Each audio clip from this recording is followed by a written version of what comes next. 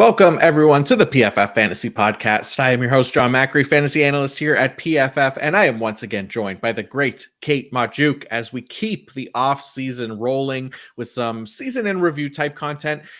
Kate, we're coming off super wild card weekend, and I know your Steelers lost, but how are you enjoying the NFL playoffs so far? I'm enjoying them. And you know what? I'm hoping for maybe a little bit more competitiveness here heading into the wild card round.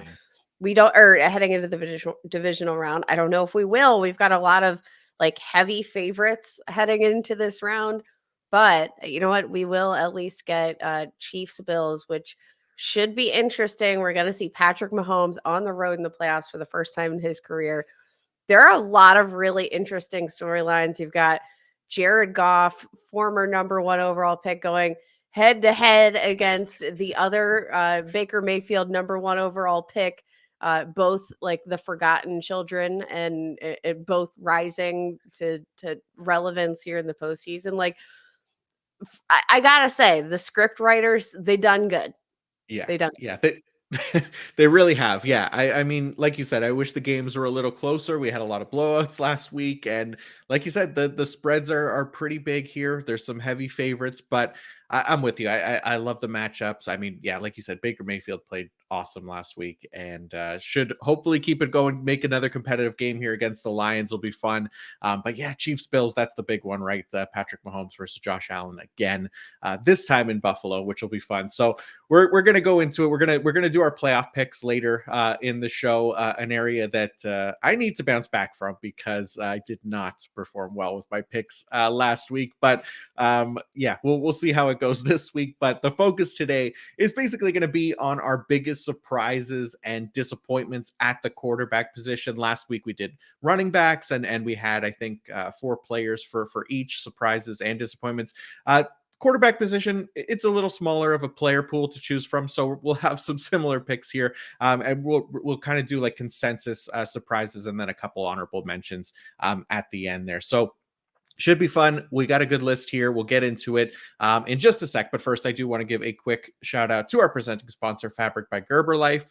If you have a family, then you need to get term life insurance to protect them. It's one of the smartest financial decisions you can make, and the start of the new year is the perfect time to get it done so you can focus on whatever else the year has in store for you. Fabric was designed by parents for parents to help you get a high-quality, surprisingly affordable term life insurance policy in less than 10 minutes. Fabric has flexible policies that fit your family and your budget with quality policies like $1 million in coverage for less than $1 a day. Get your personalized quote in just minutes and then apply when it's convenient for you. It's all online and on your schedule. You can go from start to covered in less than 10 minutes with no health exam required. Join the thousands of parents who trust Fabric to protect their family. Apply today in just minutes at meetfabric.com/fantasy. That's meetfabric.com/fantasy, MEET fabric.com/fantasy.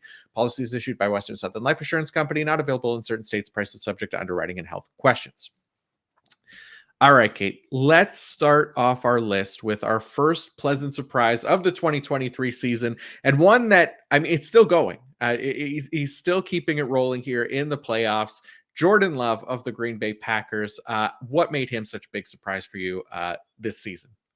I mean, Jordan Love, man, oh man, like you said, just absolutely dominating both for fantasy managers and in the NFL playoffs. I don't think anybody can realistically say that they actually saw Jordan Love upsetting the Dallas Cowboys here.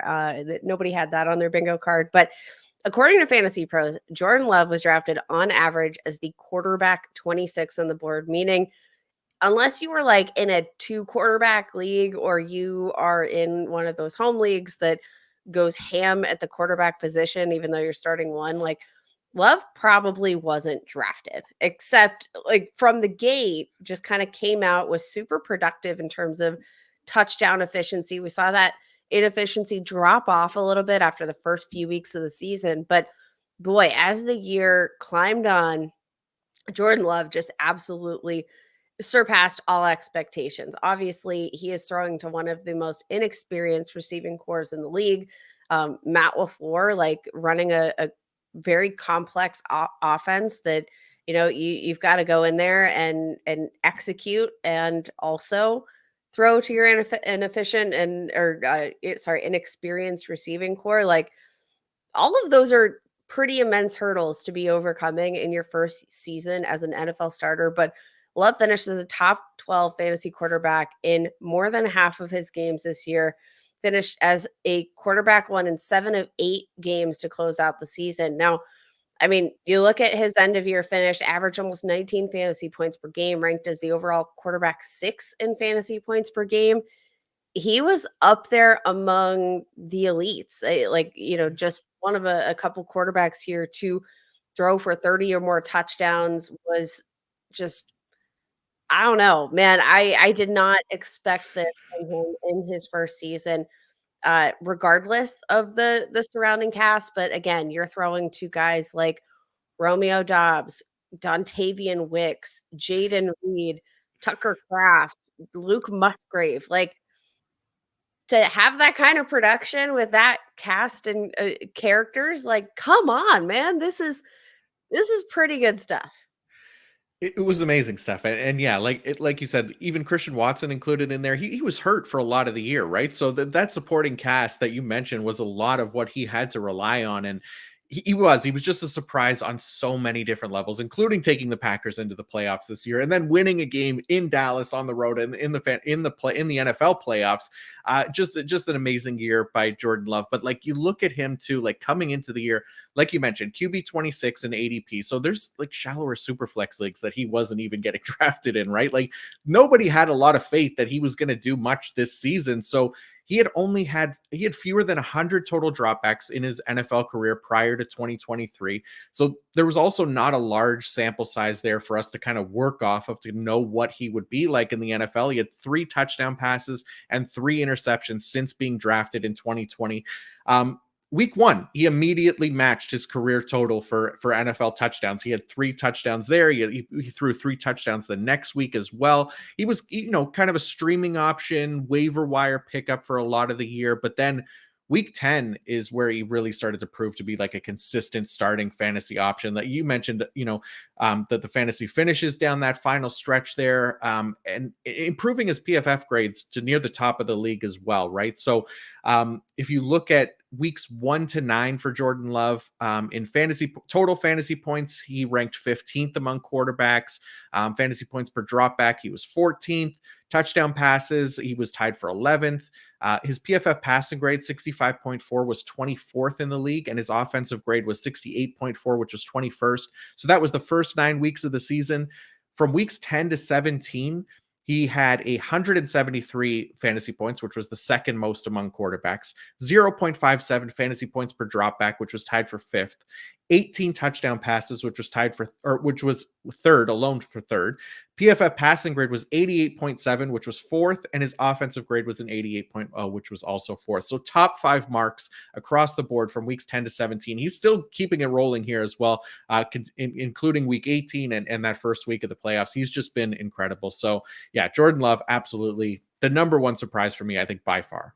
What is your prediction? How early is Jordan Love going to be drafted here in 2024 fantasy leagues? That's the big question. Yeah, that's a good question. I mean, imagine top 12, top 10 potentially. I mean, so there's some guys that have fallen out, some disappointments that we'll talk about in a little bit that were getting drafted inside the top 10, like on the latter half of that top 10. But I think that Jordan Love has made a case for himself, especially depending on what the Packers do in the offseason. Maybe they bolster the wide receiver group a little bit more. You got his 2 tight ends that were excellent as rookies, Tucker Kraft and Luke Musgrave. They potentially, now another year in the system there, developing Christian Watson, hopefully healthy. There's a case for Jordan Love to be, oh man, I'd have to go through the list in my head, but I mean, it's got to be top 8 at this point. I would think. I think, yeah, I definitely think a lock for top 10 for sure. Obviously, there were a ton of injuries at the quarterback position, which maybe helped his end of season finish after a little bit of a mid-season lull here. But you can't argue with the very, very strong finish he has to close out the year. And John, recency bias, very much a thing. And guess Yeah. what? Jordan Love going to be one of the final 8 quarterbacks that we see play football. And if he continues to play it at this high level, I think we're in for a much earlier draft pick next year than we would have anticipated going into the 2023 season. Yeah, I'm with you. And yeah, just like working through the names in my head, like I don't think you're drafting him obviously not over Jalen Hurts, Josh Allen, Patrick Mahomes, even though Patrick Mahomes had a down year. I think Lamar Jackson, Joe Burrow, Justin Fields are going to have a case in there. I mean, CJ Stroud, um, Dak Prescott, obviously. We'll see what happens with a healthy Anthony Richardson and some other guys. Okay, so maybe not QB8, maybe not necessarily inside the top 8, but top 12 for sure, potentially top 10 as well. Yeah, I think that's fair. Awesome. All right, so let's go on to a disappointing QB for this season, and there were a lot of other ones because of injuries and things like that. But we're not going to blame guys for injuries. That happens all the time, and this was a particularly bad year for injuries at the quarterback position. So somebody that did play all the games this season was Patrick Mahomes of the Kansas City Chiefs. He was drafted as the QB1.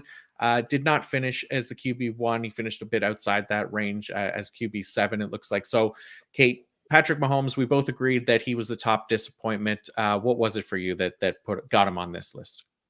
For me, it honestly wasn't necessarily like the end of season finish that really like stabbed you in the heart. It was where he was drafted. You might have used even in a non two quarterback or a non super flex league, you might have drafted Patrick Mahomes in the back half of the first round, which means you might have missed out on like a CD Lamb, for instance. Like it's where he was drafted that is kind of the biggest dagger to the heart. Now, I think hopefully this Kansas City Chiefs, organization is going to realize, okay, like even if he is Patrick Mahomes, maybe we do need to get him a little bit more help than rookie Rashi Rice and an aging, Travis Kelsey. But you look at his season, average a career low 4.5% touchdown rate, a career high 2.3 interception rate, drops out the wazoo. Averaged a career low 261.4 passing yards per game, career low quarterback rating, 92.6 NFL passer rating, 63 QBR. That's actually the second lowest in his career. But across the board, this has not been a good season for Patrick Mahomes. And I think it's kind of just one of these things where the front office is going to have to go back and look at what went wrong. And I think obviously getting him a little bit more help is going to be a big part of that because 7 yards per attempt, he looked average this season and he looked human this season. And we all know Patrick Mahomes is anything but average. So I think with the surging Rashi Rice, we could see a big time bounce back next year. But again, for me, the biggest kicker for Patrick Mahomes was just some of that lack of upside. I think had just 2 top 5 finishes all year long. That was very much abnormal for Patrick Mahomes. But knowing the number of assets that you passed up in the first 3 rounds of the draft to go up and get Patrick Mahomes, that's what kills me. Yeah, that's the thing, right? Like there's so many guys drafted in that range that had great years, and even the guys at his own position, right? Jalen Hurts and Josh Allen both finished as QB1 and QB2. So as much as you had to pass up on other like skill position players to draft those guys, you at least got what you were drafting those guys for. Where as Patrick Mahomes, you did not necessarily get that. Like you said, only 2 top 5 finishes on the year. His best finish was QB2. But yeah, it wasn't the season that we had hoped for Patrick Mahomes, at least from a fantasy perspective. He's obviously still going here in the NFL playoffs, so has another shot at a Super Bowl. But he also never cracked the top 15 fantasy quarterbacks during the fantasy playoffs. That likely sank plenty of fantasy rosters for those that were trusting him in those crucial weeks of the season. So yeah, it's hard to disagree that it was a disappointing year for Patrick Mahomes. Again, drafted as the QB1, finished as the QB7. Yeah, not the year that we were looking for, but like you said, hopefully there's more weapons added to the team. We know that Kadarius Toney is not the answer. Rashee Rice is absolutely one of the pieces of the future for that team, but Travis Kelce getting older as well. There's got to be more there for Patrick Mahomes, especially a team built on like yards after the catch production, which is what helped him so much in 2022. That wasn't necessarily a big help this year for him. So we saw a drop off across the board, like you said, but fantasy points per game dropped to 11th this season among quarterbacks, where he was second last year. His total fantasy points, obviously, he was QB1 going to QB7.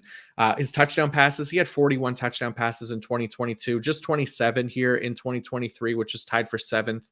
And then his PFF passing grade did drop off a bit. He was second in the league last year at 89.2, 81.1 this year, which was 12th. So yeah, we're looking for obviously a bounce back year next year for Patrick Mahomes in fantasy. I don't think we're giving up on him or anything like that. But yeah, this year definitely disappointment. All right, let's skew more positively here and talk about our second surprise quarterback of the season. Another one that is still going here in the fantasy playoffs. It is Brock Purdy of the San Francisco 49ers. Obviously, he had that amazing end to the year last year, but I think there were definitely, questions about whether he can keep that going, if that was just a small burst of magic that could wear off here going into 2023. And a lot of fantasy leagues he went undrafted. He was QB 19.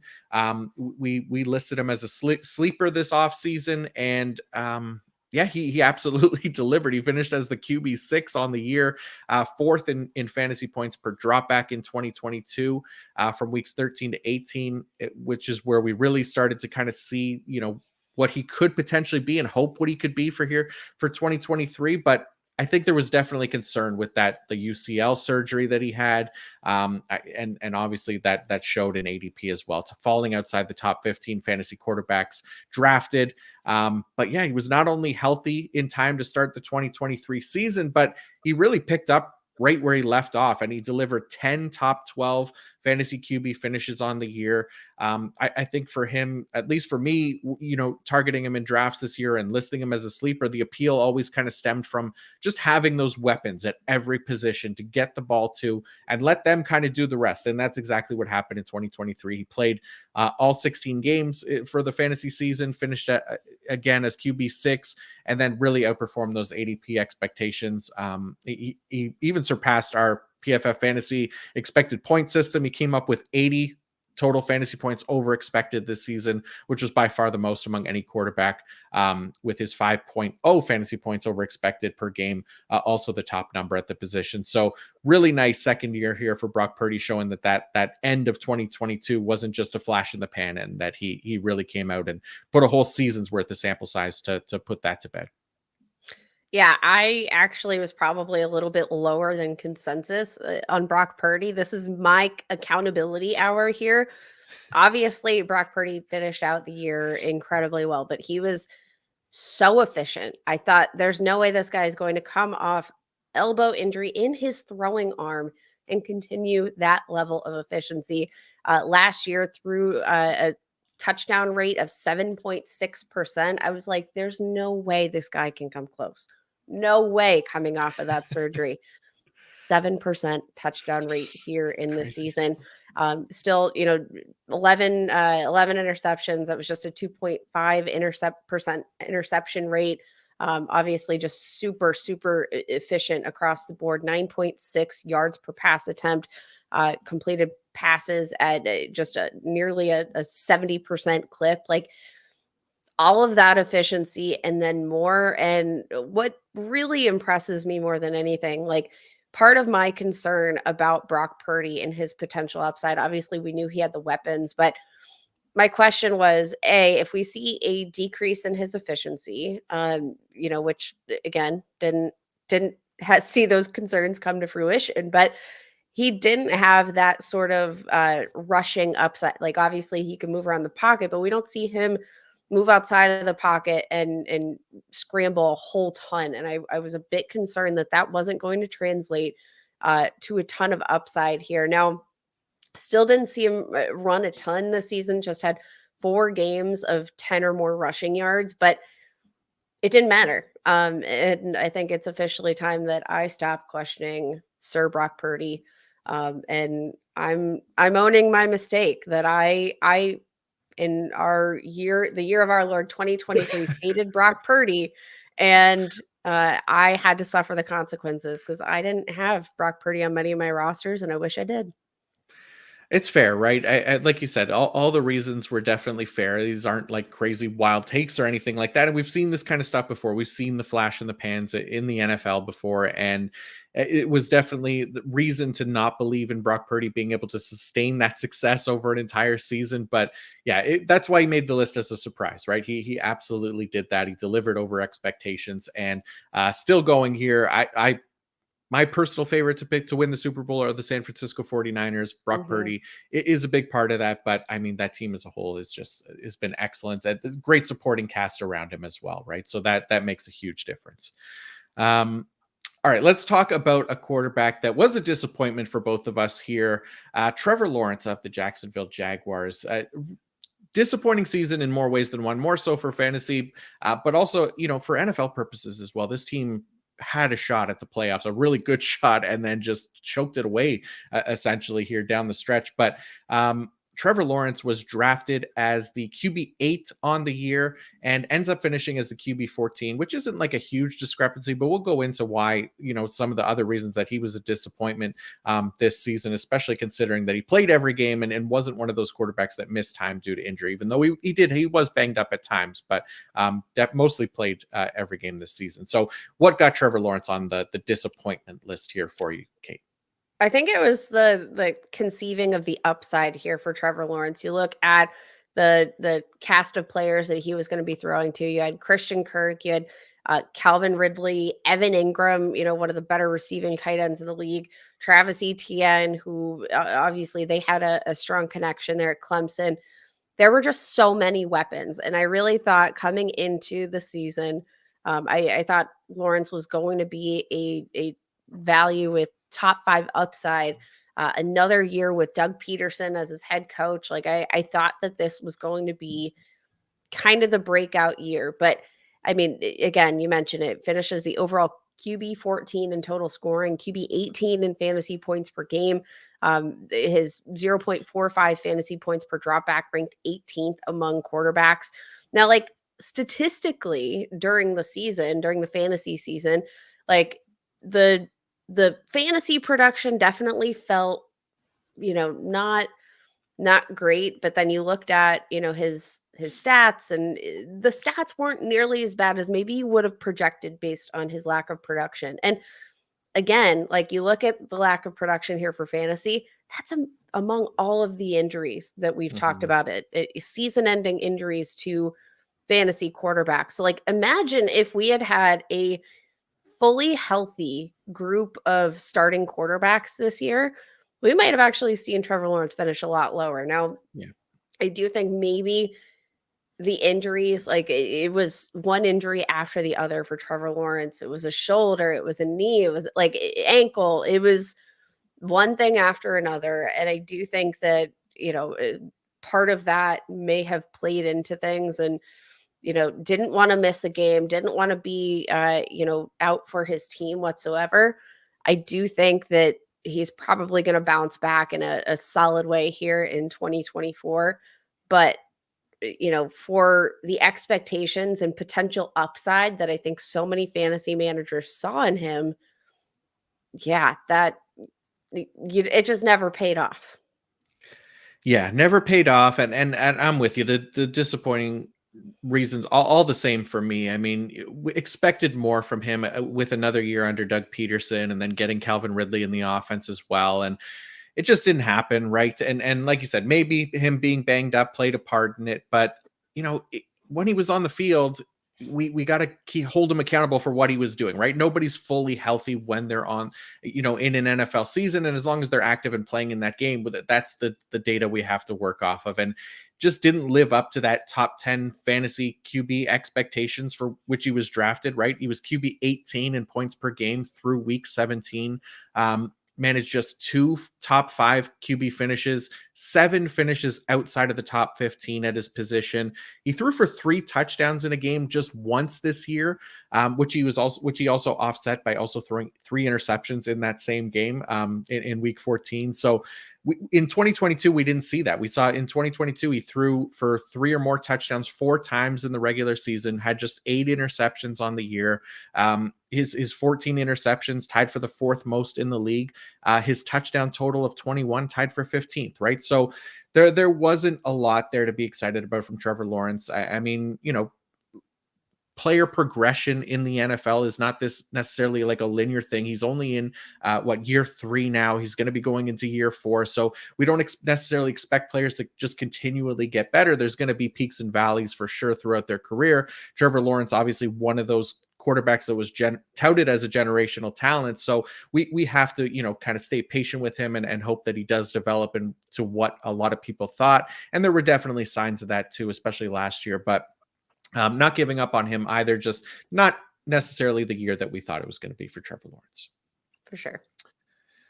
All right, let's take a quick ad break and then we'll go over some of our maybe honorable mentions at the quarterback position. So, DraftKings Sportsbook, an official sports betting partner of the NFL playoffs, is bringing you an offer that'll help make the playoffs electrifying. New customers can bet $5 on any game and get 200 instantly in bonus bets. So, Kate, we got a couple more props this week. What do you like from our friends at DraftKings heading into the divisional round? We're going to talk a little bit about this guy here in a few minutes. Hint, hint. But I'm rolling with CJ Stroud over 253 and a half pass and rush yards. Now, obviously, going to have one of the bigger challenges of his career going up against this Baltimore Ravens defense on the road, nonetheless, which Stroud has not nearly been as productive. But hey, if this game does play out in a way that the sports bettors would indicate based on the odds and the point spread, we should be in a position where we need to see a lot of volume from CJ Stroud. And I think this could be a really interesting smash start. I don't think this is going to be a game where, they're not going to want to put the ball in their best playmakers' hands at this point. Yeah, I like it. And then for me, I went with Zay Flowers over 50 and a half receiving yards. We didn't see Baltimore last week, obviously had the bye, but going up against the Houston Texans this week. So in that same game, Texans a more zone heavy team. We've seen Zay Flowers perform a bit better against zone this season, 1.98 yards per route run versus zone. I think that's top or 28th in the league. He's had 50 or more receiving yards as well in 10 games this season. So really like Zay Flowers continuing to be a top part of that offense. And I think 50 receiving yards should be attainable for him going against the Texans. Download the DraftKings Sportsbook now with code PFF. New customers can bet $5 on NFL action to score 200 instantly in bonus bets only on DraftKings Sportsbook with code PFF. The crown is yours. Gambling problem? Call 1-800-GAMBLER or visit www.1800gambler.net. In New York, call 877-8-HOPE-NY or text HOPE-NY. In Connecticut, help is available for problem gambling. Call 888-789-7777 or visit ccpg.org. Please play responsibly on behalf of Boot Hill Casino and Resort. Licensee partner Golden Nugget Lake Charles, Louisiana. 21 plus age varies by jurisdiction. Void in Ontario. Bonus bets expire 168 hours after issuance. See sportsbook.draftkings.com/football terms for eligibility and deposit restrictions, terms, and responsible gaming resources. All right. Let's go on to our honorable mention picks here at the quarterback position. So, Kate, let's start with yours. Who did you like as another player that surprised you at the quarterback position this season and finished with a better fantasy year than expected? Got to shout out CJ Stroud, who finished as the overall quarterback 11 in total scoring. Missed 2 games, obviously, because of that concussion. But I mean, regardless of whether we're talking fantasy or real life on the field production here, you've got to be so impressed with the offensive rookie of the year, who I know it's a close race with Puka Nacua, but man alive, CJ Stroud, just incredible. Over 4,100 passing yards, 6 games of 300 plus passing yards. That's tied to lead the league. All of that, it had a 9.4 yard average depth of target that ranked 3rd in the NFL and was efficient doing it. 23 total passing touchdowns, 5 total touchdowns of 40 plus yards passing, 4 touchdowns of 50 plus passing yards, like across the board, you look at that production, you've got to be so impressed. Ranked ninth in terms of fantasy points per drop back. And man, imagine if we would have had a full season of Tank Dell on top of that.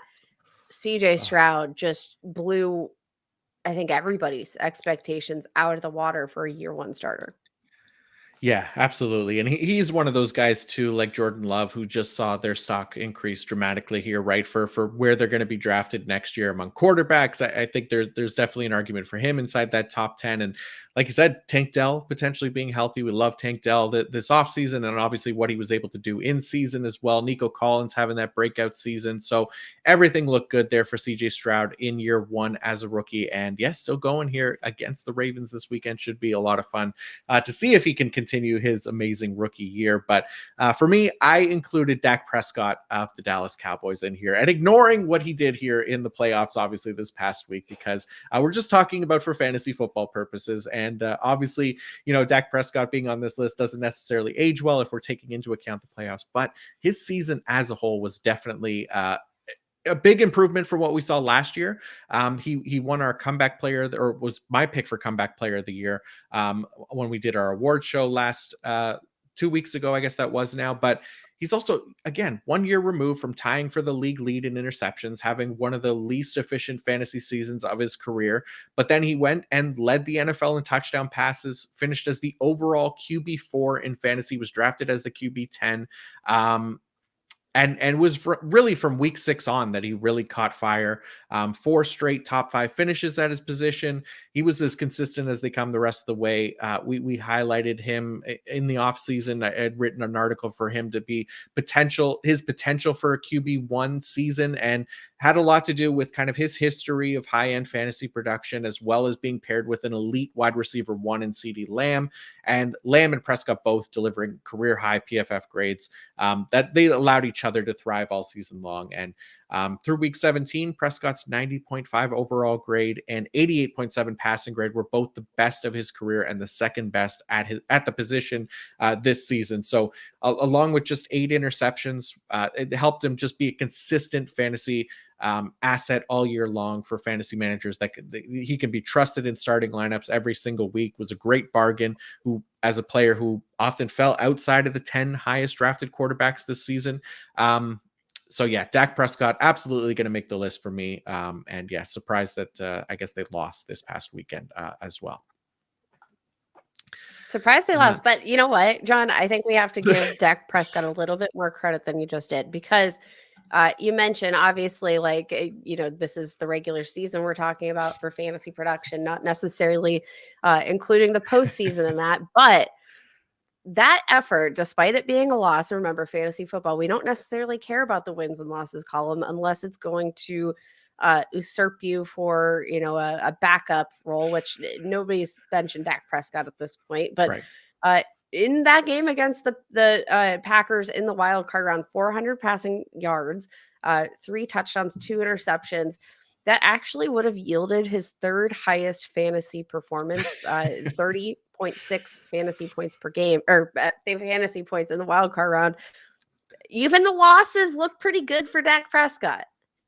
Yeah, it was nice. I mean, I know he compiled a lot of that during garbage time, as here we go him his way deep into the fourth quarter, and the Packers didn't have a lot of their starters playing as well. But yeah, to his credit, he just continues to rack up John, stats, and that's the beauty of him. garbage time is scored all the same in fantasy It's football. true. We don't care. Give me all It's the very garbage true. time. Give me the Dak Prescott 60 pass attempts in a single game. I'll take it all. Because you know what? Garbage time can happen, right around any time. So I'll Absolutely. still give Dak his flowers here for the wild card round, even if Cowboys fans might not be. Yeah, Cowboy fans, unfortunately a fickle bunch, right? I think there's a lot that they have to sort out after every season, with the disappointment that comes with the first round exit every year. But yeah, that's a whole other entity to have to deal with. But yeah, I'm with you. Dak Prescott was awesome this season, and I hope Cowboy fans remember that, and he should be another solid asset for next season as well. So let's wrap it up with a couple honorable mentions as our disappointments for the 2023 season. Who did you put as your pick here? I'm gonna go with Kyler Murray. Obviously, this one's gonna have a bit of an asterisk next to it, right? Like Kyler Murray, you knew he had the torn ACL. There were questions about whether or not he would even be coming back this season. So wasn't drafted. I don't think necessarily there were a ton of expectations in terms of you know, his availability.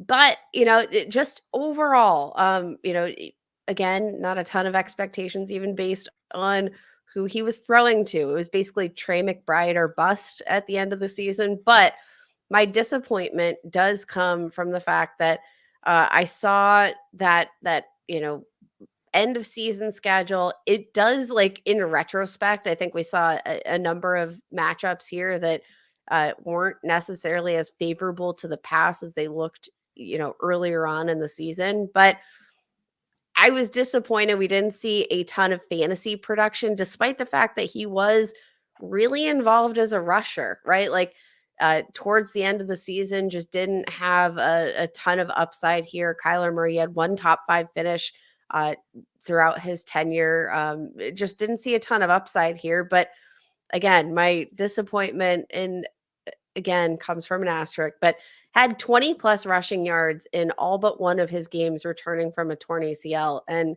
it just didn't show up in terms of fantasy upside, which was, I guess, surprising for me. And I don't know, I'm probably going to get a little bit of hate from that because I know what was I really expecting from Kyler Murray coming back without, Marquise Brown wasn't healthy.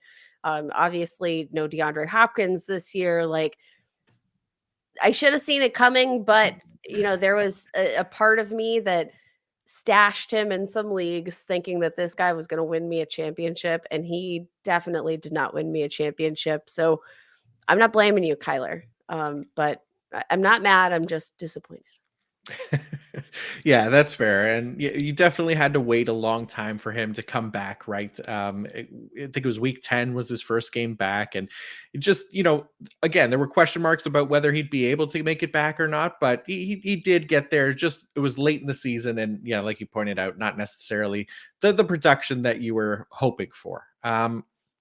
So for me, my honorable mention as far as disappointing quarterbacks go, I went with Justin Herbert of the Los Angeles Chargers. So another quarterback that did deal with injuries this season, but even prior to Herbert's season-ending injury in Week 14, I think there was kind of plenty of disappointment from him. He was drafted as the QB6 according to Fantasy Pros ADP this offseason, and he did have his weeks of fantasy goodness. He delivered, I think, four top five QB finishes in 13 games, but he was also extremely volatile, producing 5 games where he finished outside of the top 15 at his position.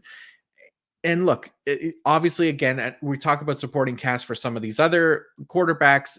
Herbert's supporting cast also struggled as well, right? So he suffered through injuries to 2 of his top 3 wide receivers, with Mike Williams and Josh Palmer both missing significant time as well. And even the disappointing season of Austin Eckler played a part in Justin Herbert's downfall a little bit as well. He was able to rely on Austin Eckler for 13 receiving touchdowns over his prior 2 seasons. Only got 1 receiving touchdown from Austin Eckler this season. So ultimately led to Herbert finishing 10th in points per game, making for a second straight year kind of a relative disappointment in that regard. So it wasn't like a huge disappointment, but I think people are still expecting to see the Justin Herbert we saw as a rookie, and the past 2 years really haven't been that, despite him being drafted inside that range as well. So Justin Herbert makes my honorable mention list for this season. All right, Kate. So that is our list of QB surprises and disappointments. So now we get to look forward to the divisional round of the NFL playoffs, make our playoff picks. I was a disaster last week. I went 2-4 on my picks. The only ones I got right were the Bills and the Lions. All the ones I got wrong were complete blowouts, just the NFL slapping me in the face over and over again. Meanwhile, you went 5-1. The only game that you got wrong was the Dallas Cowboys. So yeah, you are on fire right now. Tell us your picks, starting with the Texans and Ravens. Who do you got for this game? Oh, wait, your audio's gone. Kate's audio is missing. We don't have Kate's. We can't hear who she's picking. Kate's magic picks that have been on fire recently. The audio is. Oh wait, you might be back. There we go. Okay, All go right. ahead. So Texans Ravens. Who you got? Sorry. I'm rolling with the Houston Texans, and Yeah. I don't even know if I'm fully bought in yet, but I think I have to just keep writing with this momentum. I already talked about the surprise that's been CJ Stroud. He's just red hot on fire. His connection with Nico Collins, they haven't played nearly as well on the road as they have at home, which isn't necessarily surprising for a rookie. So that's going to be a big uphill battle. But you know what else is going to be an uphill battle for the Ravens? It might be Lamar Jackson, who obviously hasn't had the most success to this point in his career in the playoffs. I don't know if you know this, but Lamar Jackson has the same number of postseason wins as CJ Stroud. So want to point that out here. Throughout the playoffs in his postseason career, 55.9% completion rate, 3 total passing touchdowns in the playoffs, 5 interceptions, 68.3 NFL passer rating in these games. He stays taken 19 sacks over those 4 games. Like, playoff Lamar has not necessarily been the same as regular season Lamar. They've come off 2 weeks of rest, which for a team that has, some younger playmakers here, like might might be, one of those fumbling factors, right? Like I think there's a lot that's going to play into the Ravens' favor, but the final nail in the coffin for me was Lamar Jackson, like basically coming out to say, like, he's not all that worried about D'Amico Ryans' defense. That is like, don't say that. I'm sorry. There are Yeah. a number of players that just love to jinx themselves by coming out and talking smack ahead of the game, and I never think that's a good approach. It always backfires, and I don't know that I wanna take shots at the momentum that's coming into this game, coming into Baltimore. Yeah, you don't want to give an underdog team like Houston, who's proven to be kind of this scrappy fighter of a team, any kind of bulletin board material, right? And that's exactly what they did there. And so yeah, Got I nothing to always worry lose. about that. Yeah, exactly. I worry about that kind of stuff. The way that the Texans have been playing too under Bobby Slowick too. PFF Bobby here as the offensive coordinator, he's been awesome. I bet against them last week. It burned me. I really thought that the Browns defense was going to get the job done against a rookie quarterback, rookie head coach, all that. I was definitely wrong because, man, the Texans look good. So for that reason, I'm going against them again. I'm going with the Baltimore Ravens. God, this. I want the Texans to win. I do. For the record, I'm rooting for the Texans in this game. I need to make up some ground here with my picks. I'm taking the heavy favorite Baltimore Ravens at home. I think Lamar Jackson, just the way that he's playing this year, he's healthy. I'm a believer in what they're able to do there. I love what their defense looks like as well. So yeah, it's yeah, this is I don't know. I don't feel great about it. I don't think 9.5 is the point spread that I would have picked for this game, just considering how well the Texans have played. But I'll be rooting for the Texans, but I did pick the Ravens here. So we'll see how it PFF works. John I betting know. against PFF Bobby 2 I'm a weeks in a disgrace. row. Yeah, this Take is I'm a notes. I'm giving them bulletin board material myself. This Uh-huh. is just yeah, disgraceful. But on to our next game here. We talked about Jordan Love earlier in the show, the magic that he was able to deliver in Dallas. He's on the road again, now in San Francisco.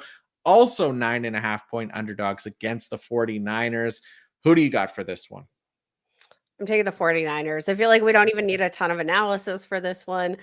The Packers, I mean, they looked absolutely incredible, and, but I think a big part of that, and it maybe, part of the Cowboys defense struggling as much as they did was how good the Packers were playing, and, the ability they gave them, in terms of, like, having to cover the pass and the run as well as they didn't work out. I do think it's gonna work out a bit better for this 49ers defense that I think is just a little bit more dynamic, and has a lot more to offer here on both sides of the ball. Like it's yeah, I don't know. I want to believe in the Packers so bad, but it's really hard to not believe in the 49ers.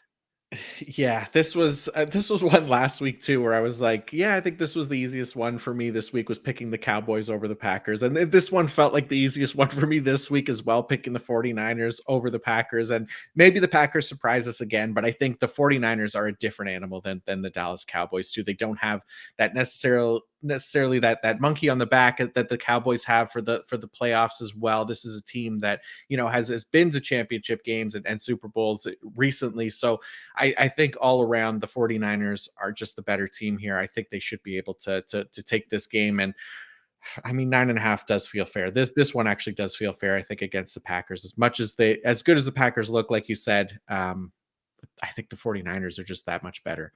So yeah, going with the 49ers. Agree with you there. The other game, the Tampa Bay Buccaneers. This is our Sunday games now at the Detroit Lions. The Lions are 6.5 point favorites at home against Baker Mayfield and the Bucks. Like you said, former number one overall picks going head to head at quarterback here. So I have the Detroit Lions. I know you have the Detroit Lions. Do you feel confident about the Lions taking this one? Because it could be a close game here. It definitely could be a close game. And this one, like, I actually think could probably still be a toss up either way, cuz you look at the Bucks and the way that they are surging on both sides of the ball. Obviously Baker Mayfield just playing the best football that we've seen in his career, but the Lions, I think, just offer a little bit too much in terms of both offense and defense, and maybe a little bit more depth on both of those sides of the ball. Like it's going to be really hard to reckon. And for me, the biggest tiebreaker of all, I'm going to lean in favor of our guy Sam Laporta, who, in coming back from the knee injury last week already, just, I think he gives this offense a whole different element. Jared Goff, the coaching staff, like this is another team that, even though they're not like they were a top 4 seed, they won their division, but it still feels like they have nothing to lose at this point, and they are going to put it all out on the field. This is a team of underdogs, and that's a mentality that I'm not looking to fight at any point.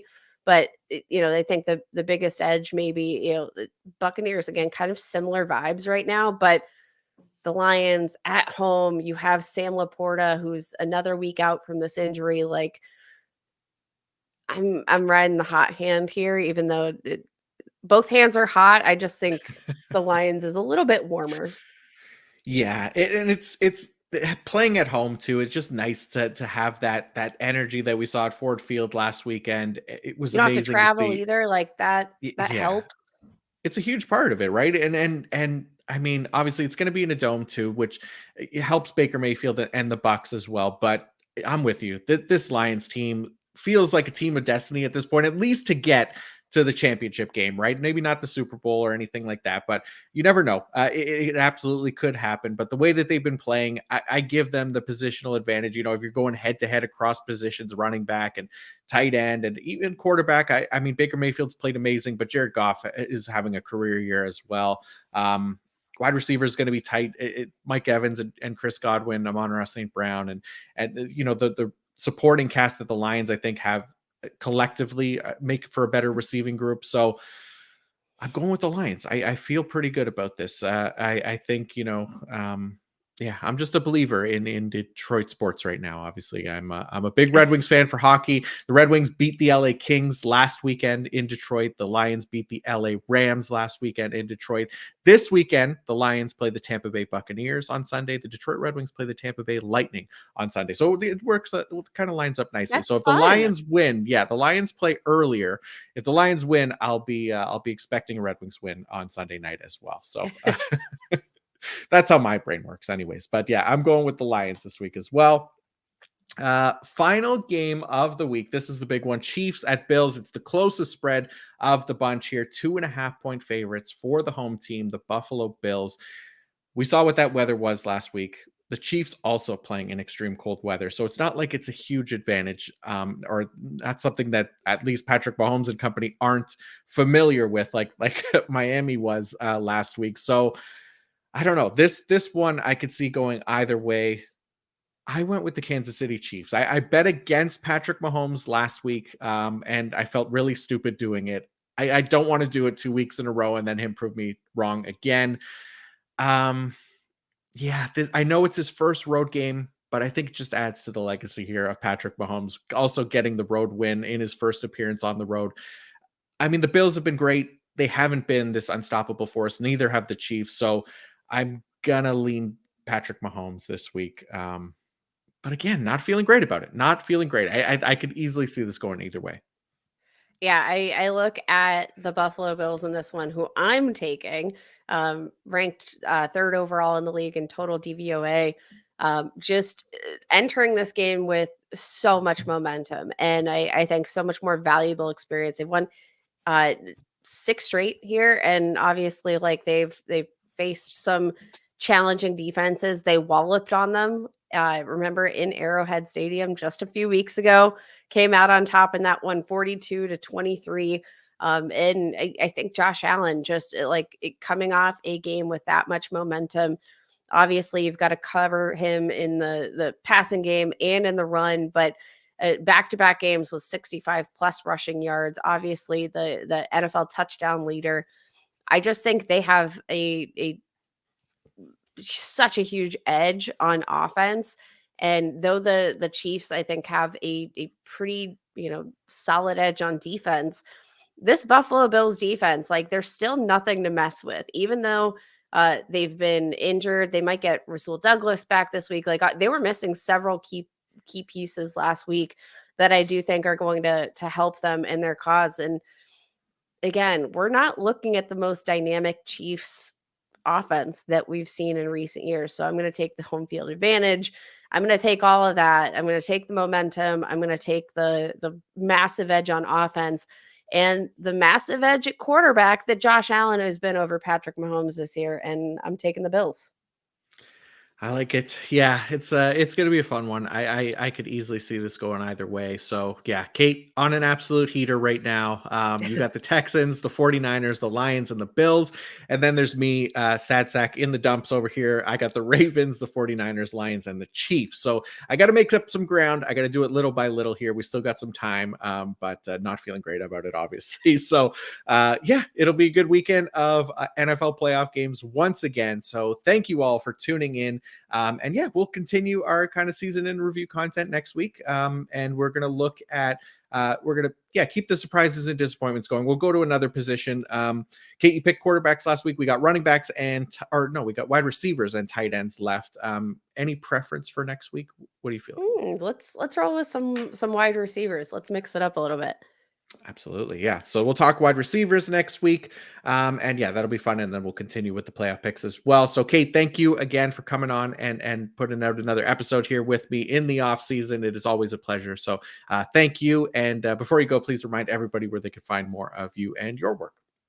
Yeah, absolutely. Give me a follow on Twitter or X or whatever we're calling it these days at Kate Magdziuk, Magdziuk, and I'll be popping in to write some content through the off season over at Behind the Steel Curtain with PFF.